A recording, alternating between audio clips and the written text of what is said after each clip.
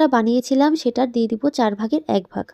তো মসলাগুলো এড করার পরে এবার ভালোভাবে জলপাইটাকে মিশিয়ে নিব মসলার সাথে। আর যেহেতু এটা একেবারে শুকনো তাই একটু মাঝে, মাঝেই নেড়ে দিতে হবে, না হলে কিন্তু তলার থেকে পুড়ে যাবে। মসলাগুলো ভালোভাবে জলপাইয়ের সাথে মাখানো হয়ে গেলে এবার আমি দিয়ে দিচ্ছি 1/2 কাপের একটু বেশি চিনি। যদি আপনারা আরো মিষ্টি করতে চান তাহলে আরো মিষ্টি এড করতে পারেন। আমার এই আচারটা টক, ঝাল এবং মিষ্টির একটা পারফেক্ট কম্বিনেশন হবে। জলপাইয়ের সাথে চিনিটা ভালোভাবে মেশানোর পরে এর মধ্যে আমি দিয়ে দিলাম 1 টেবিল চামচ ভিনেগার।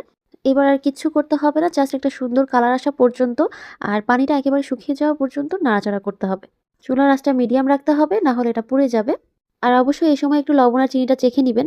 তো আমার আচারটা কিন্তু কমপ্লিট হয়ে গিয়েছে। চুলাটা অফ করার আগে বাকি যে মসলাটুকু ছিল সেটুকু এড করে দিতে হবে আর দিয়ে দিতে হবে সামান্য একটু বিট লবণ।